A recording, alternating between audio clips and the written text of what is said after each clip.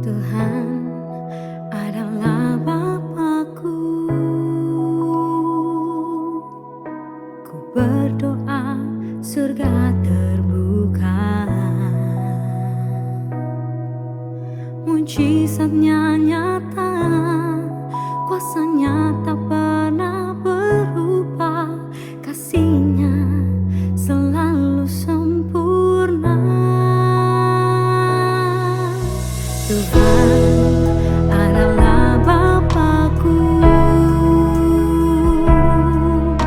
Ku berseru, Tuhan dengarku.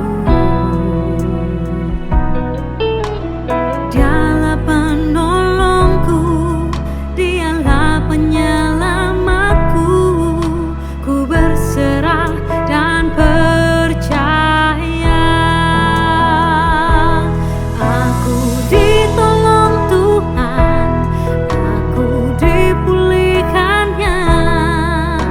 Tak ada yang tak mungkin bagi Dia.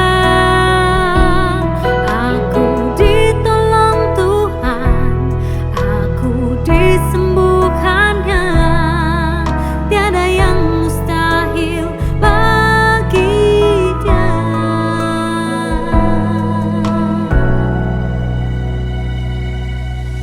Tuhan adalah Bapakku.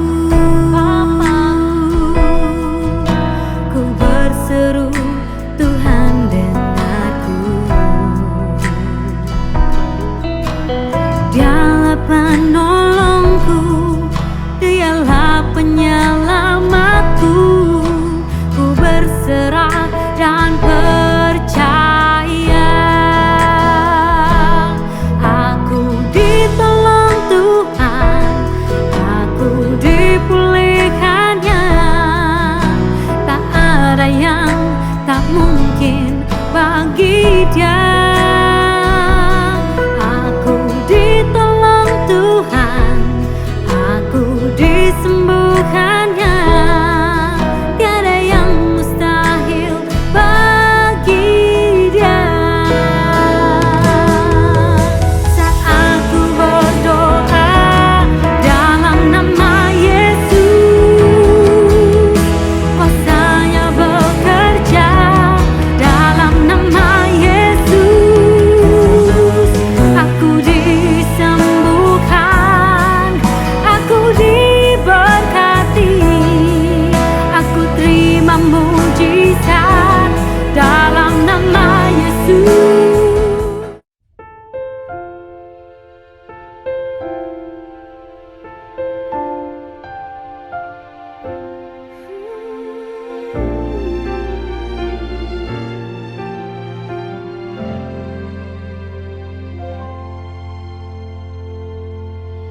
Saat ku duduk diam berdoa untuk dapat bertemu denganmu, untuk rasakan kasih-Mu, cinta-Mu di dalam hidupku. Saat ku di dalam hadirat-Mu, sukacita melingkupiku. Kau katakan Kau cinta kepadaku, Kau ada dalam hidupku. Indah, sungguh indah ku rasakan saat ku dalam hadirat-Mu. Cinta-Mu yang besar lingkupiku, kasih-Mu menopangku.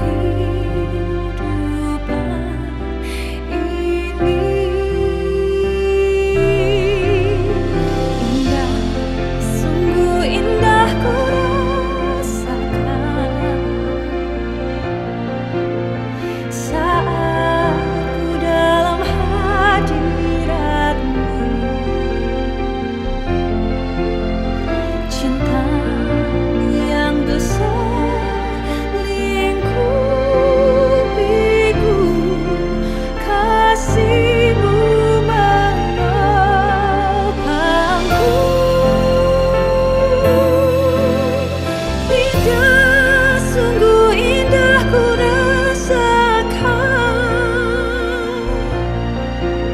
saat di dalam hadirat-Mu.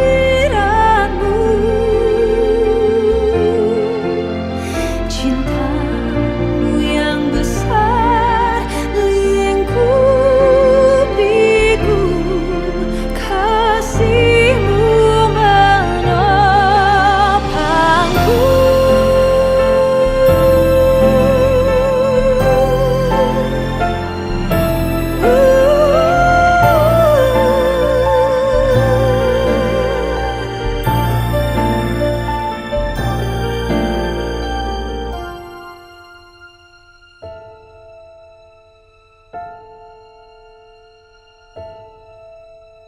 Indah, sungguh indah ku rasakan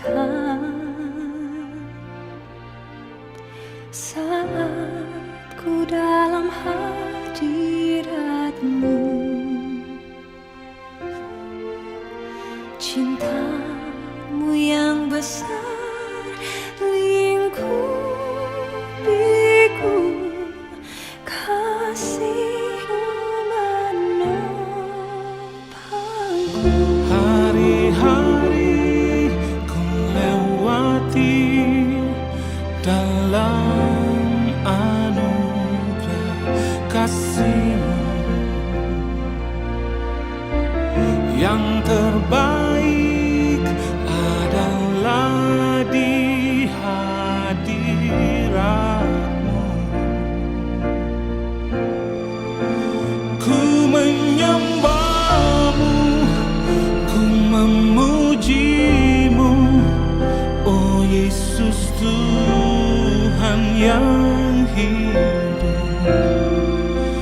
Kuasa kasih-Mu memulihkan hidupku.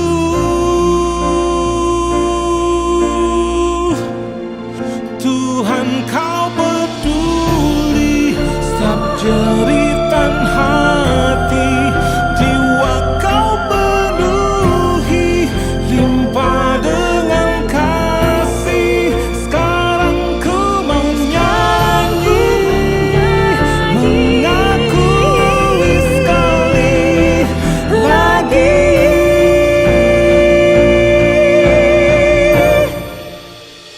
Indah, sungguh indah ku rasakan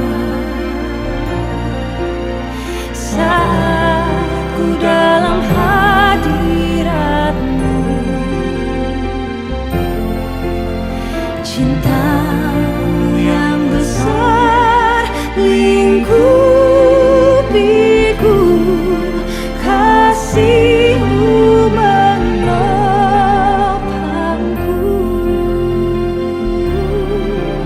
kasih-Mu menopangku.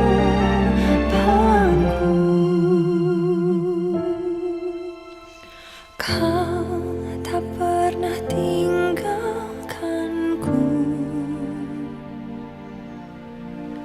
Kau selalu sertaiku.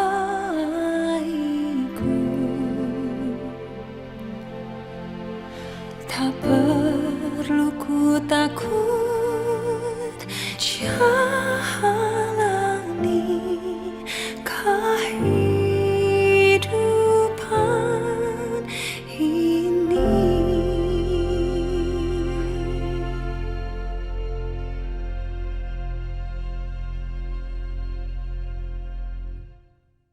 Mari kita tundukkan kepala. Bapa di surga, kami mengucap syukur setiap hari, sebab setiap hari kami percaya Tuhan menyertai kami dalam segala keadaan.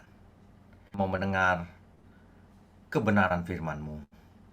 Berkati setiap kami, agar kami semakin hari semakin mengerti, semakin hidup dalam kepenuhan kehendak-Mu Tuhan. Terima kasih Bapa, urapi mulut hamba-Mu untuk menyampaikan kebenaran ini. Hanya di dalam nama Tuhan Yesus kami berdoa dan mengucap syukur. Amin.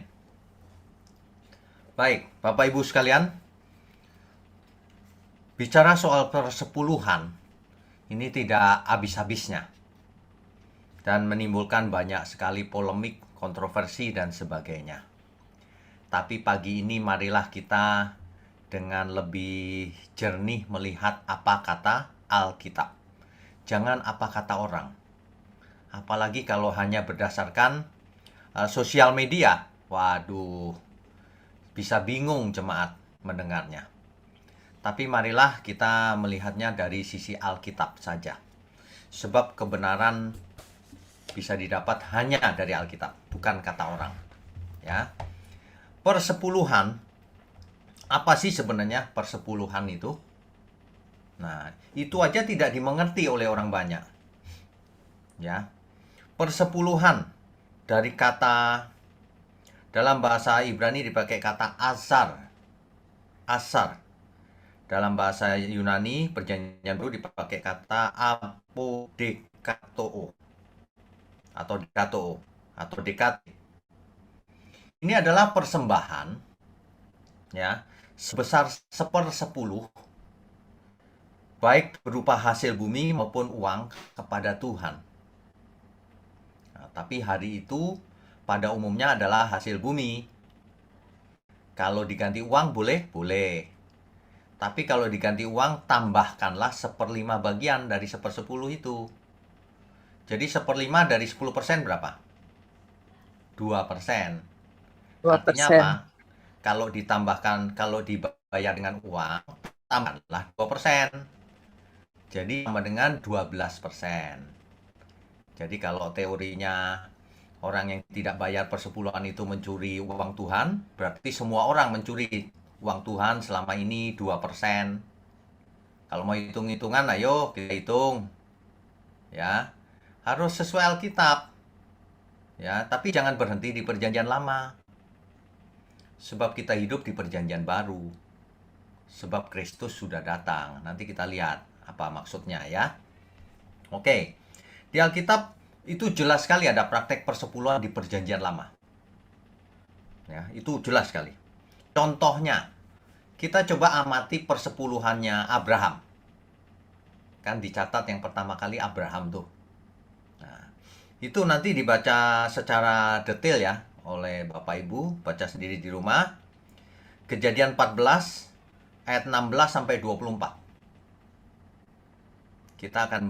Saya akan berikan poin-poinnya saja. Kalau dibaca semuanya nanti nggak selesai soalnya ya. Abraham mengalahkan Raja Kedorlaomer ketika itu dan sekutu-sekutunya. Dibawanya segala harta benda itu. Lalu seluruh harta benda musuh itu dirampas oleh Abraham. Semuanya dibawa, diangkut oleh Abraham. Itu ceritanya. Lalu Melkisedek, Raja Salem, seorang imam Allah yang tinggi, maha tinggi, disebut El Elyon dalam teks aslinya, menyongsong dan memberkati Abram. Ketika itu Abraham masih namanya Abram, belum Abraham. Jadi Melkisedek datang menyongsong Abram. Ya. Nah, Abram lalu memberikan 1/10 dari semuanya kepada Melkisedek. 1/10 dari apa? Dari hartanya? Bukan. Dari dia merampas harta musuh tadi itu. 1/10 dari rampasan perang. Perhatikan baik-baik kisah ini. Saya heran banyak orang kok nggak baca ya Alkitab ya. Terus bicara soal persepuluhannya ngawur gitu, berdasarkan pikirannya sendiri. Ya. Raja Sodom menyongsong Abram.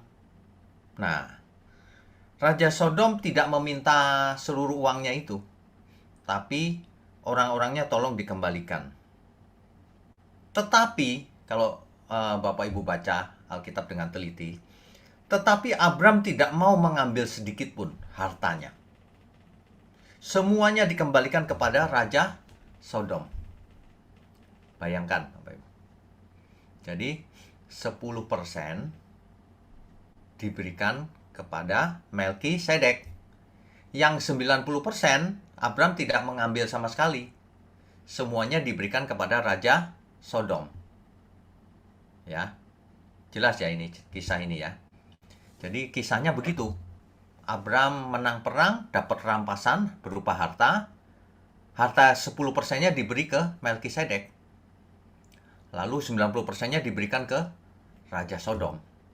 Abraham tidak mau nanti dikatakan kaya oleh orang-orang gara-gara itu. Rampasan perang itu. Gitu. Itu kisahnya. Jadi dibaca lagi baik-baik ya.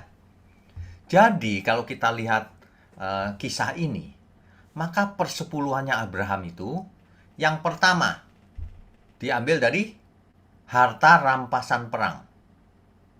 Ini jelas banget. Ya, nggak bisa dipungkiri oleh siapapun. Karena tertulis dalam teks Alkitab. Sedangkan yang di 90% tidak diambil Abraham juga loh. Diberikan ke Raja Sodom. Yang ketiga, itulah seumur hidupnya Abraham memberikan persepuluhan. Apakah ada yang lain lagi? Tidak ada. Coba cari teks Alkitabnya, nggak ada. Ya, jadi cuma sekali itu dicatat di Alkitab, Abraham memberikan persepuluhan. Itu pun dari harta rampasan perang. Waduh, ini fakta Alkitab loh. Saya cuma mau tanya kepada Bapak Ibu semua, apakah apa yang dilakukan Abraham itu bisa menjadi teladan buat kita? Ada yang mau niru Abraham? Rampasan perang, nyuri, lalu bayar persepuluhan? Kan tidak. Ini tidak bisa jadi patokan. Ini zaman itu. Itu pun 90%-nya diberikan ke Raja Sodom. Ya.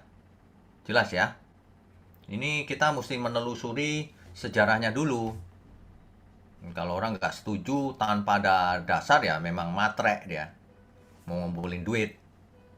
Kita kalau mau belajar Alkitab itu harus belajar sesuai firman Tuhan Alkitab. Ya, jangan buru-buru mengambil kesimpulan ya, misalnya, oh ini anti persepuluhan nih pendeta ini. Jangan dulu, ini belum selesai. Nah, kita lanjutkan lagi. Kalau Bapak Ibu mau tahu siapa Melkisedek, silahkan lihat di channel kita, ada Melkisedek Sosok Misterius, sesi ke-29, seri kitab Kejadian itu. Ya.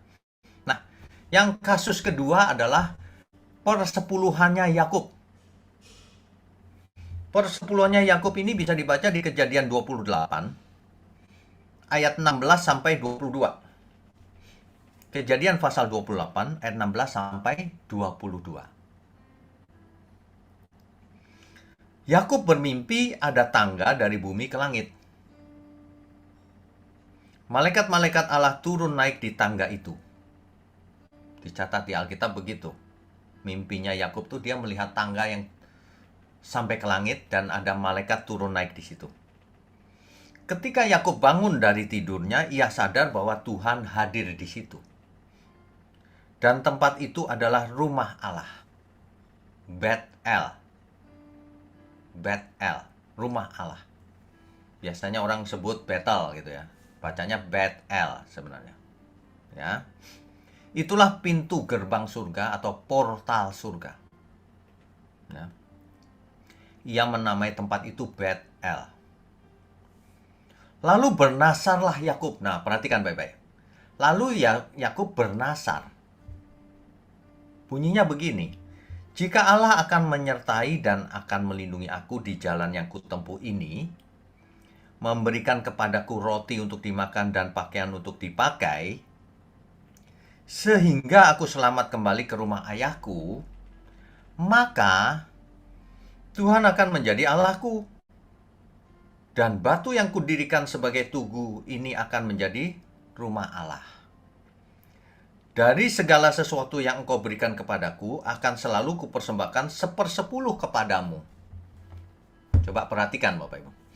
Yakub bermimpi bahwa Tuhan hadir. Lalu Yakub bernasar, kalau engkau tolong aku, engkau kasih makan aku, dan aku nanti sampai rumah selamat, kau akan kujadikan Allahku. Bahkan yang kau berikan semua itu kubagi lagi 10%. Saya mau tanya lagi, apakah ini teladan yang baik? Ya, makanya kalau baca Alkitab itu yang jelas. Mau? Bapak Ibu, jangan meniru ini. Nasar, Tuhan, kalau engkau jadikan aku kaya, nanti ku bagi 10%. Kau akan kujadikan Allahku. Waduh, ini nasar apa ini? Zaman sekarang tidak boleh ada di antara kita yang bernasar begitu. Kita itu tidak pantas, tidak punya hak untuk bernasar. Semuanya milik Tuhan. Itu sebabnya Tuhan Yesus berkata kan, jangan kau bersumpah demi apapun. Gak pantas, kau tuh gak punya hak. Kita itu gak punya hak. Lagi pula coba bayangkan, apa yang diberikan Tuhan semua aku bagi 10% lagi deh. Itu apa itu? Mau milik Tuhan semua kok dibagi 10%. Itu pun pakai kondisi, kalau kau selamatkan aku, kau kujadikan Allahku. Begitu kan kata Alkitab? Nanti dibaca aja kalau nggak percaya. Ya, ini orang kalau nggak tahan dengan khotbah ini langsung ditutup sama dia. Salah ini gitu. Padahal jangan berhenti dulu di depan. Ini baru pendahuluan. Kalau belajar itu harus lengkap, ya. Oke. Jadi praktek Yakub ini tidak bisa kita jadikan teladan juga. Apa itu begitu?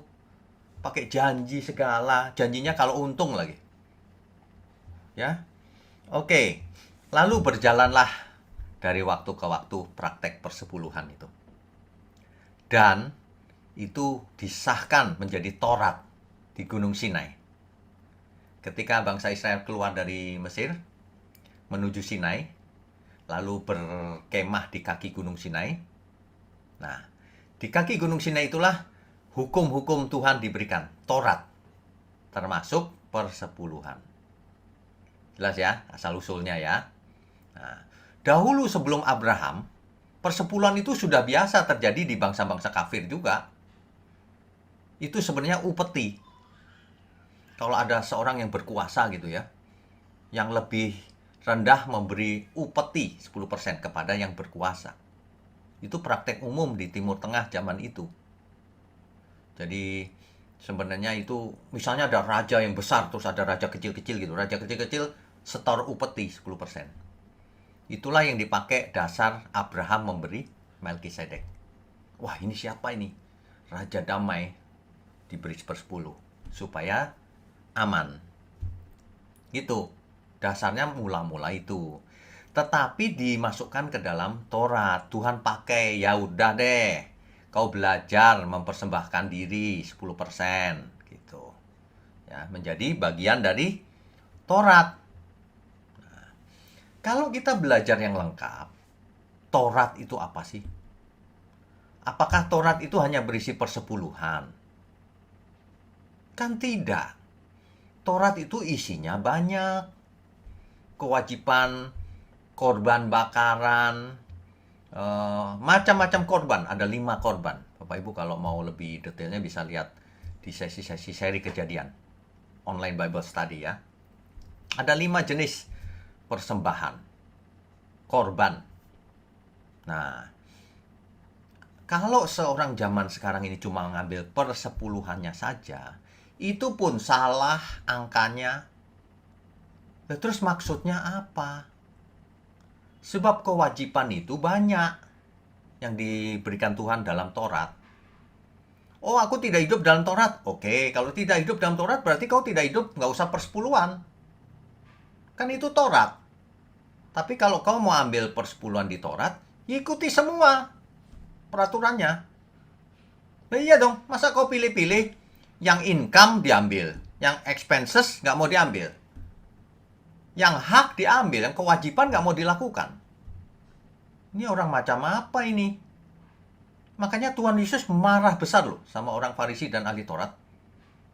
Persepuluhan kau bayar, tapi yang lebih penting kau abaikan. Gitu. Jelas ya maksudnya ya? Nah, makanya banyak orang itu sensi. Kalau kita ngomong kebenaran gini, wah anti persepuluhan nih. Bukan, nanti kita lihat lengkapnya ya. Nah, jenis persepuluhan itu banyak. Banyak. Ada yang 3 tahunan. Ada yang kalau dalam kondisi tertentu, ya udah nggak usah disetor, makan saja. Makan rame-rame. Itu persepuluhan di zaman Taurat. Ya, ada banyak jenis. Jenis-jenisnya kita nggak usah baca deh, nanti terlalu makan waktu. Tapi intinya adalah banyak sekali jenis-jenis persepuluhan itu. Tidak hanya tiap bulan, enggak. Tiap 3 tahun juga ada. Tiap 3 tahun sekali. Dan itu berat sekali sebenarnya. Nah,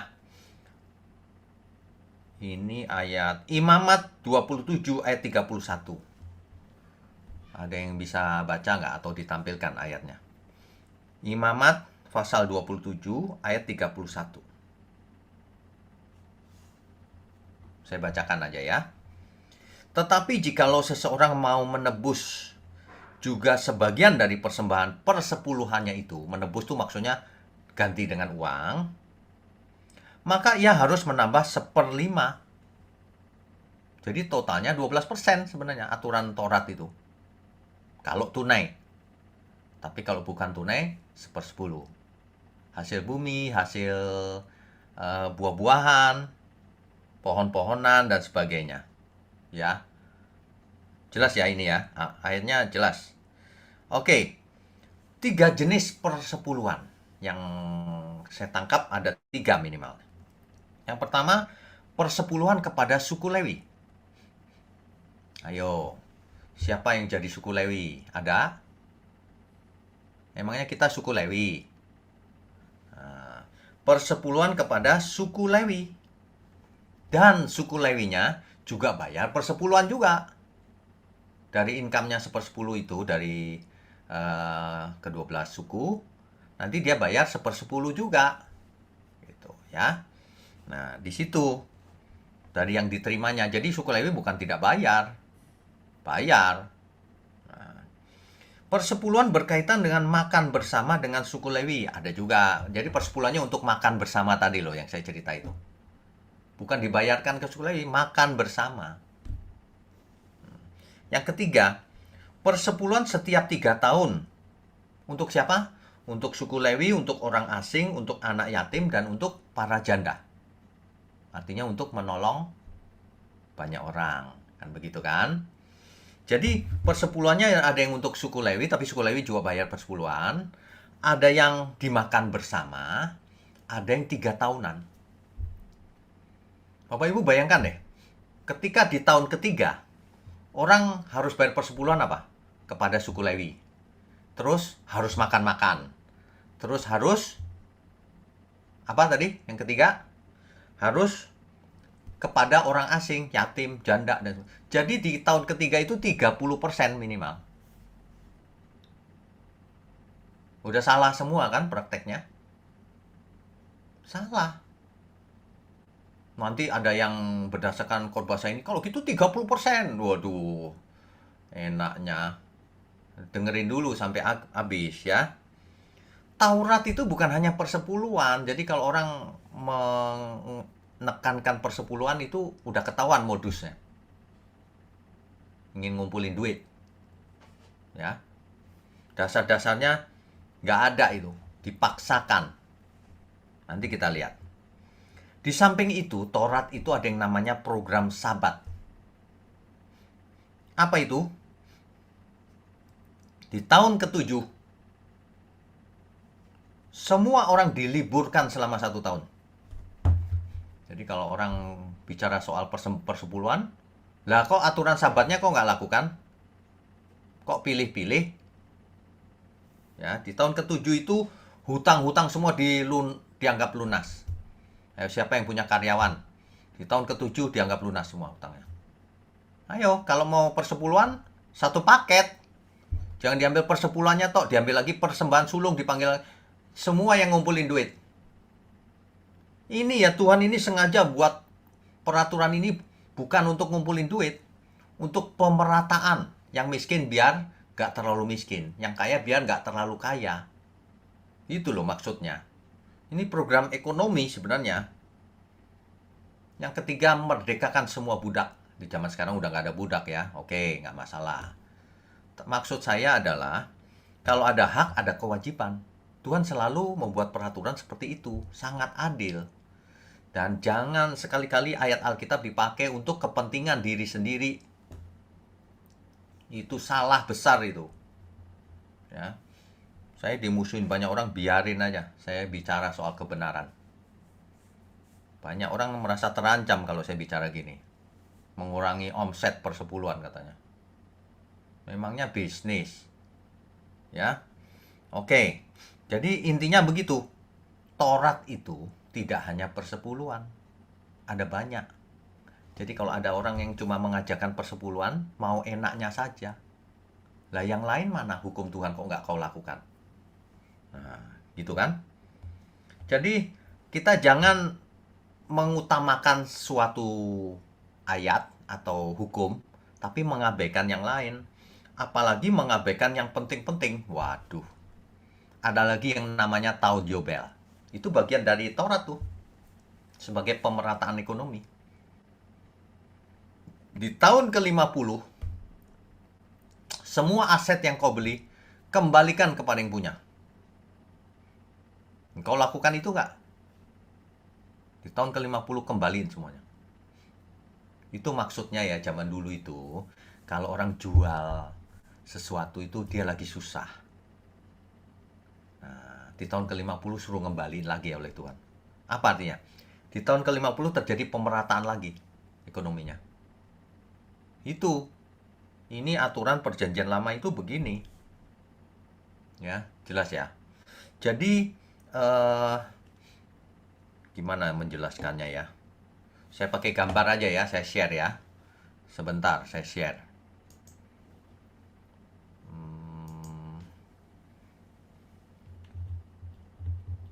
Sebentar, saya share dulu. Saya carikan gambarnya.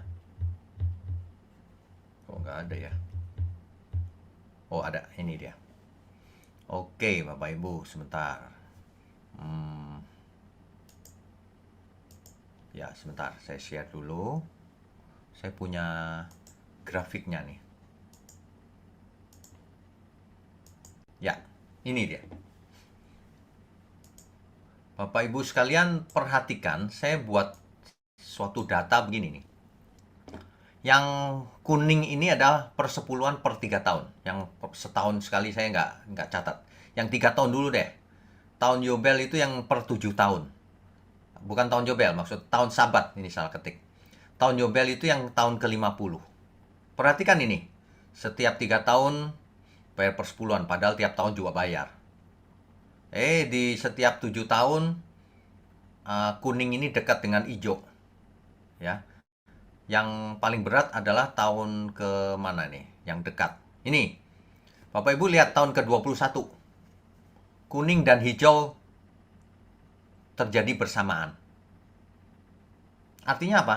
Di tahun ke-21 itu, orang bayar persepuluhan yang biasa, terus orang bayar persepuluhan yang per 3 tahun, sekaligus tahun Yobel. Apa itu tahun Yobel? Hutang-hutang dibebaskan, budak-budak dibebaskan. Ya. Ini program yang lengkap itu begini. Ya. Jelas ya maksudnya ya. Ini sebenarnya berat. Bukan berat sih. Itu pemerataan. Jadi kalau hari ini diambil persepuluhannya saja, waduh. Ini apa? Itu tidak tepat ya, Bapak Ibu ya. Jadi ini kalau kita lihat ini. Taurat itu isinya berbagai persembahan, berbagai kurban, berbagai hari raya, berbagai liturgi. Dan ada 613 peraturan Taurat. Ya. Jadi kalau orang bicara soal Taurat, itu bukan hanya persepuluhan. Nanti ada hari raya pondok daun, ada hari raya ini, hari raya itu. Banyak sekali yang diperingati. Sibuk sepanjang tahun. Jelas ya ini ya. Oke, kita lanjutkan dulu. Pertanyaannya, bolehkah orang percaya zaman sekarang bayar persepuluhan? Ini pertanyaannya. Boleh, wajib, atau tidak boleh? Atau tidak wajib? Ini pertanyaan utamanya itu ada di sini.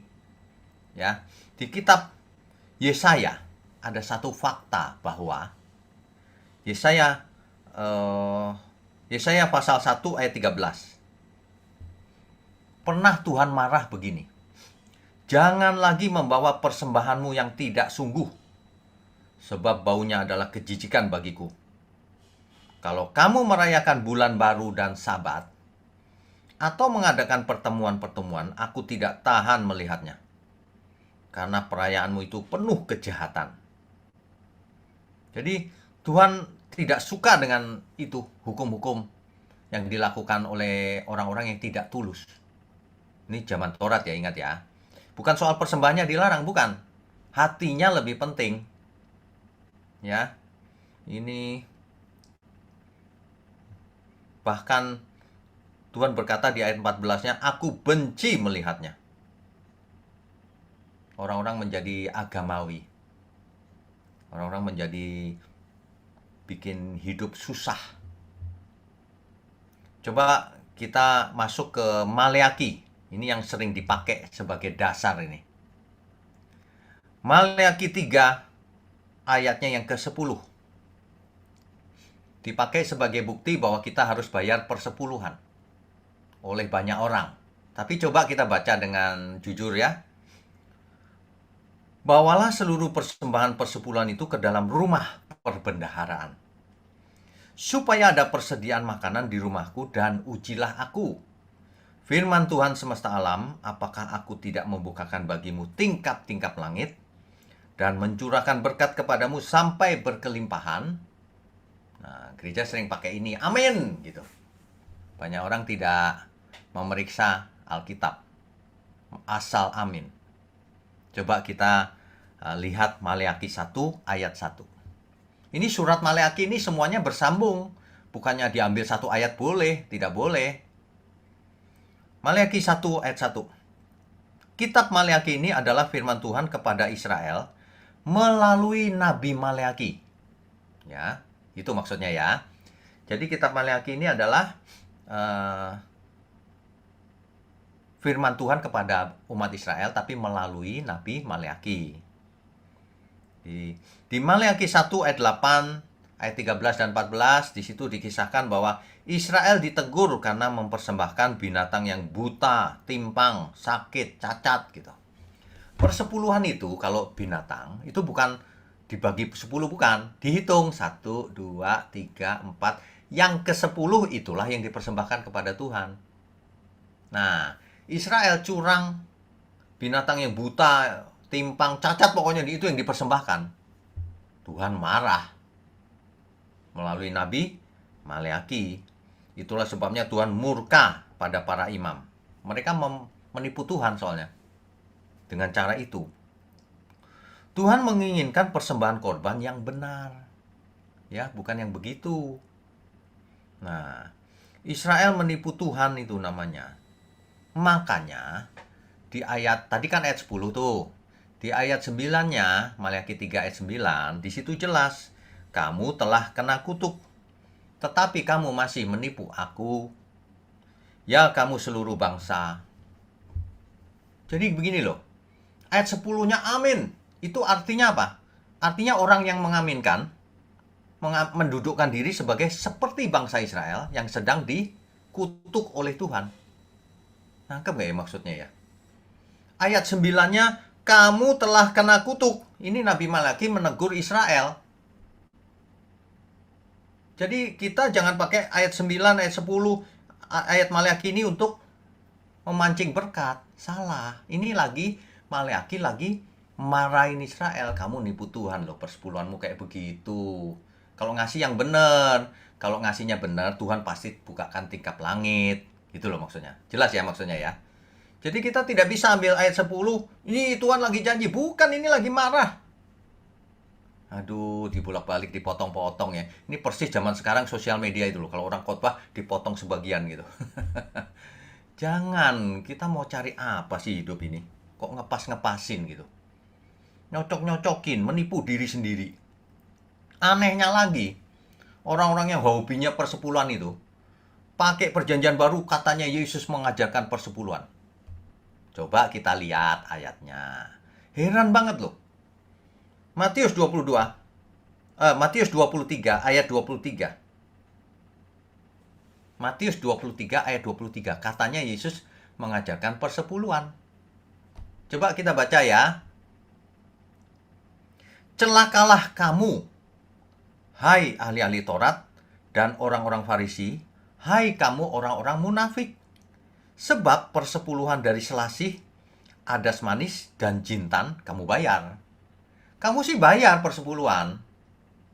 Tetapi yang terpenting dalam hukum Taurat kamu abaikan, yaitu keadilan dan belas kasihan dan kesetiaan. Yang satu harus dilakukan dan yang lain jangan diabaikan. Jelas ya ini ya.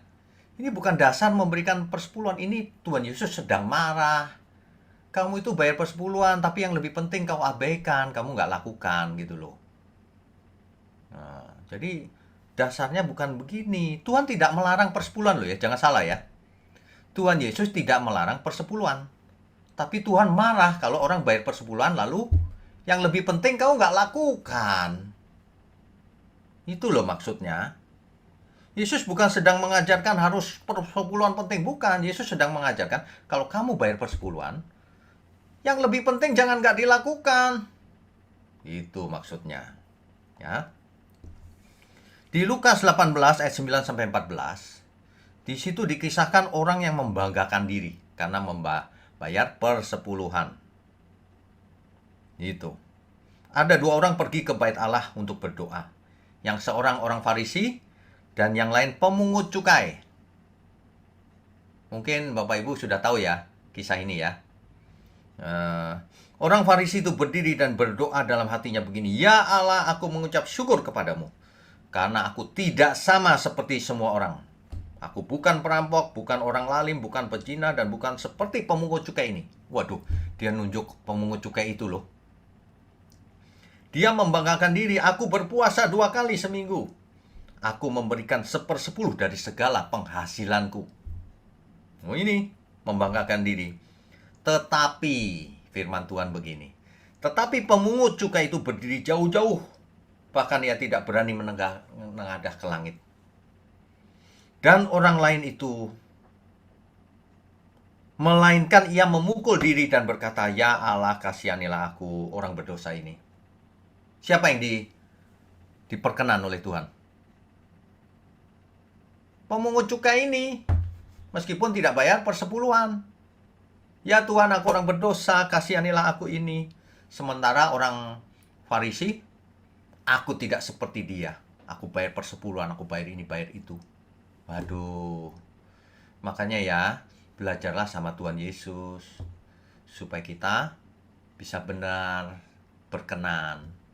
Kalau bacanya perjanjian lama tok, tidak maju.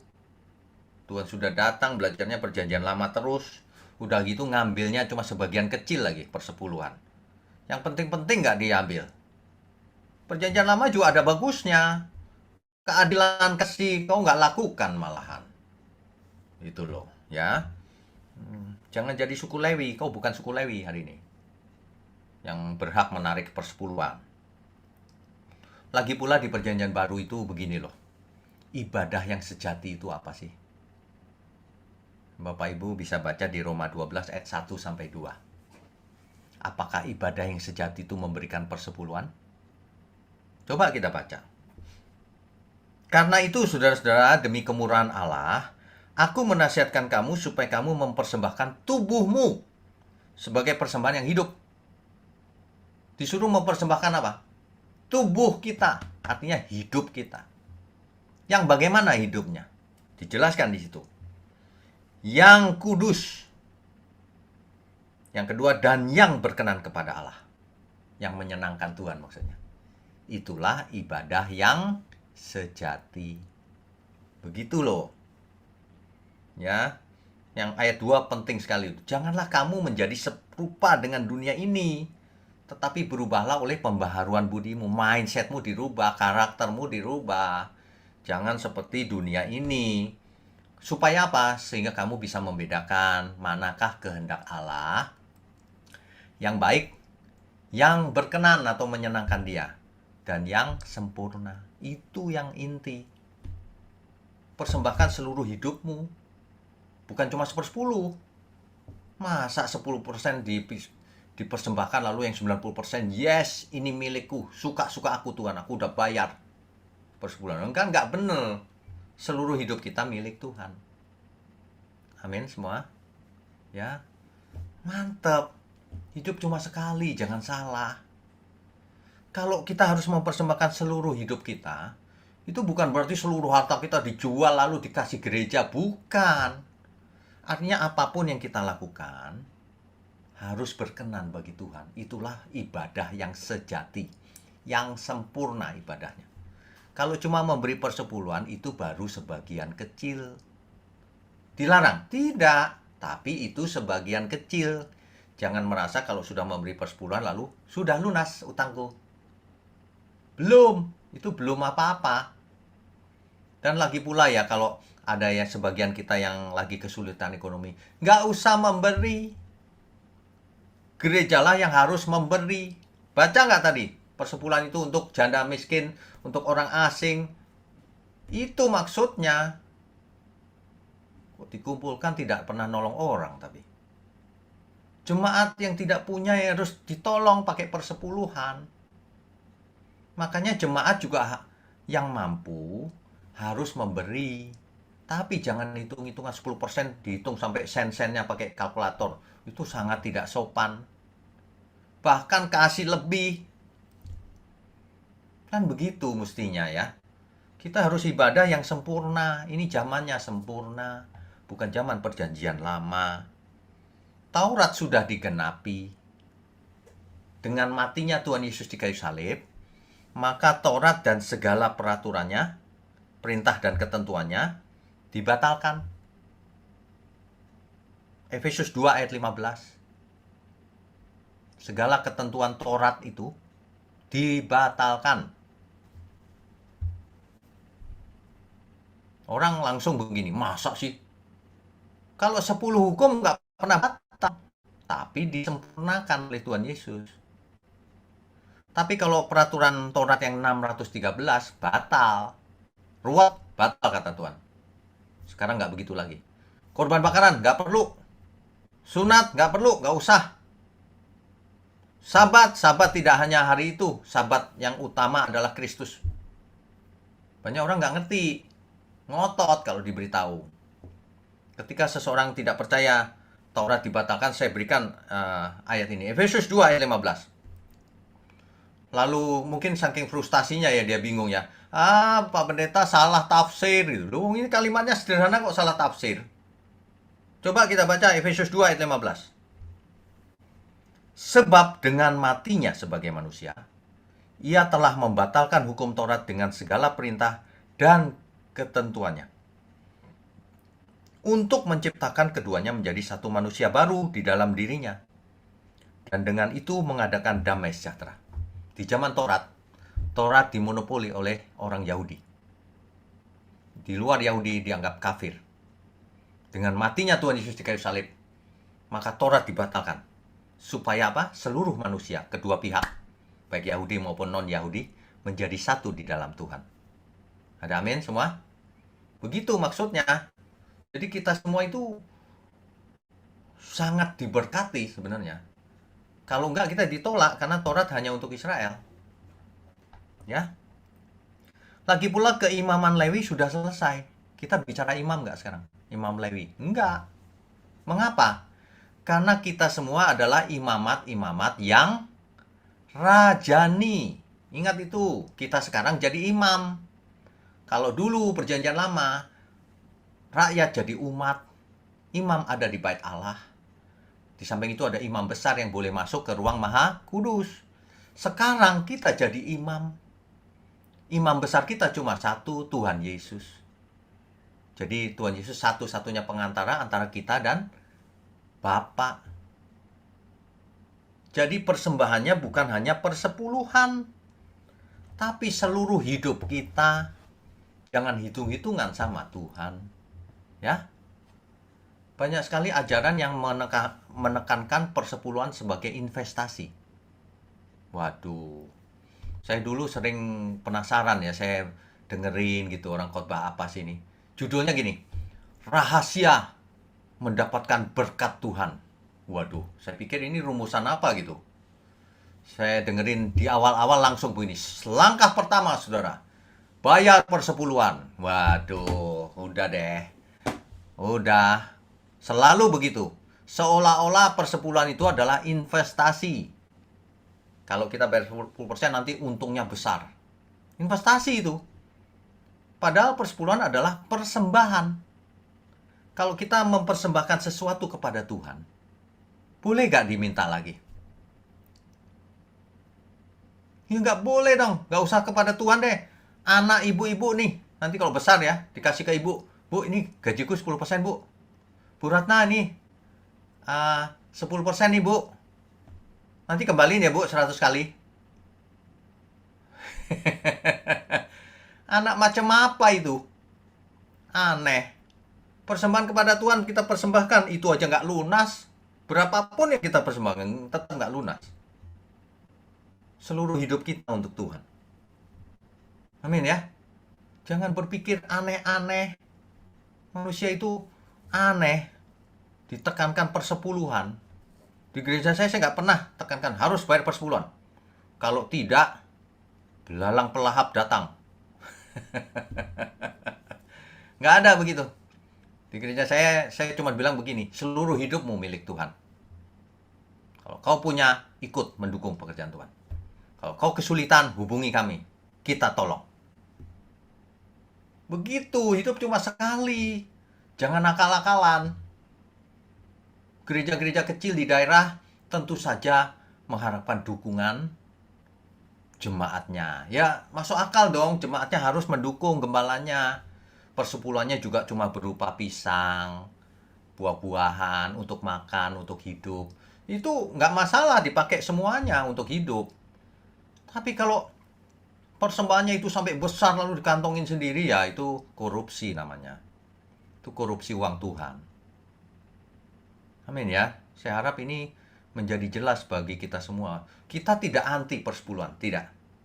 Bahkan kita berkata begini, yang mampu beri lebih. Nah iya dong. Memangnya kalau diberi 12%, 15% terus udah hebat gitu. Enggak juga. Seluruh hidup kita kudus ya. Percuma semuanya itu kalau tidak hidup kudus. Yang satu dilakukan, yang lain jangan diabaikan. Itu loh maksudnya. Kalau hidup aja susah, masa mau bayar persepuluhan? Ada yang cerita sama saya, ngutang dia untuk bayar persepuluhan. Aduh, dia pikir ini investasi gitu. Sekarang kan zamannya investasi nih. Hati-hati, jangan ikut. Banyak yang ketipu. Udah ketipu, bunuh diri dan sebagainya. Aduh, dunia ini jahat sekali loh. Ya, pokoknya kalau ada yang menekankan persepuluhan dan sebagainya, udah jangan didengerin lagi. Bukan berarti kita anti persepuluhan. Yang penting kau abaikan. Yang persepuluhan kau tekanin terus tiap ibadah. Jemaat harus mendukung, setuju. Tapi yang penting jangan diabaikan. Ya, bayar persepuluhan, setuju. Orang yang tidak bisa bayar, nggak usah bayar. Dan tidak usah begini, nanti setiap jemaat di absen. Kau belum bayar bulan ini. Lo kayak debt collector aja. Sampai jemaat merasa nggak enak hati. Lo, aduh aku belum bisa bayar nih karena nggak ada uang. Lo, nggak ada uang kok nggak enak hati. Nggak ada uang ya nggak bayar. Ini aneh loh praktek-praktek ini kayak debt collector gitu. Jangan ya. Mari kita dudukkan kebenaran pada porsinya yang benar. Bagi yang mampu harus mendukung. Bagi yang tidak mampu harus didukung. Harus ditolong. Itu kebenaran yang murni Alkitab ya. Ya. Amin ya semua ya. Oke, amin.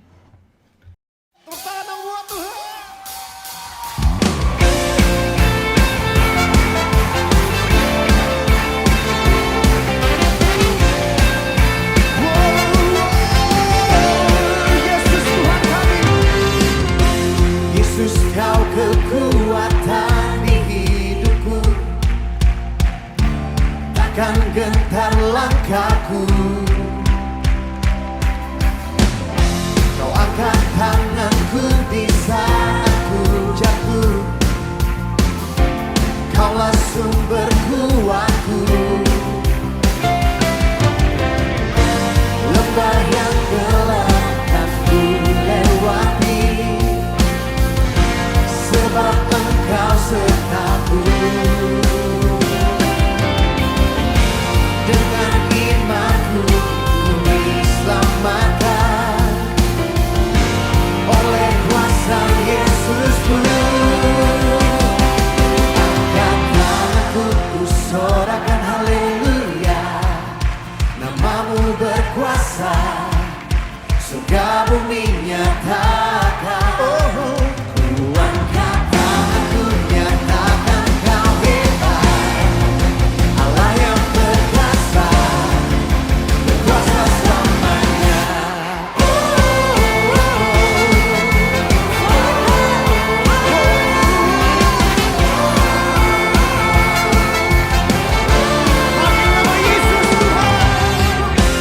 Yesus, Kau kekuatan di hidupku, takkan gentar langkahku. Kau angkat kami Tuhan, Kau angkat tanganku di saat ku jatuh. Kaulah sumber kuatku. Dengan iman katakan saudara. Lembah yang gelap kan ku lewati, sebab Engkau sertaku. Dengan imanku ku diselamatkan oleh kuasa Yesusku. Ku angkat tanganku, ku sorakan haleluya. Namamu berkuasa, surga bumi nyatakan.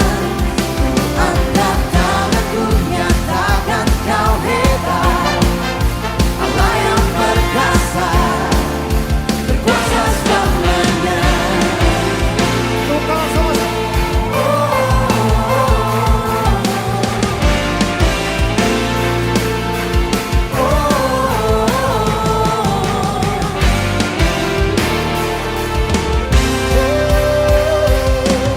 Angkat tanganku, ku sorakan haleluya. Namamu berkuasa, Bagimu Tuhan Yesus, surga bumi nyatakan. Ku angkat tanganku, nyatakan Kau hebat, Allah yang perkasa, berkuasa selamanya. Ku angkat tanganku, ku sorakan haleluya. Namamu berkuasa, surga bumi nyatakan. Ku angkat tanganku, nyatakan Kau hebat, Allah yang perkasa, berkuasa selamanya.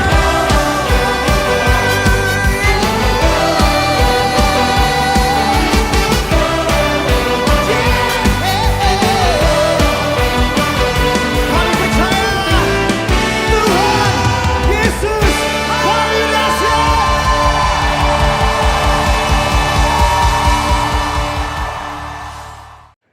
Sekarang, terimalah kasih karunia dan damai sejahtera Tuhan Yesus Kristus dan kasih Allah Bapa kita serta persekutuan Roh Kudus menyertai setiap kita sekarang, seterusnya, dan selamanya. Amin.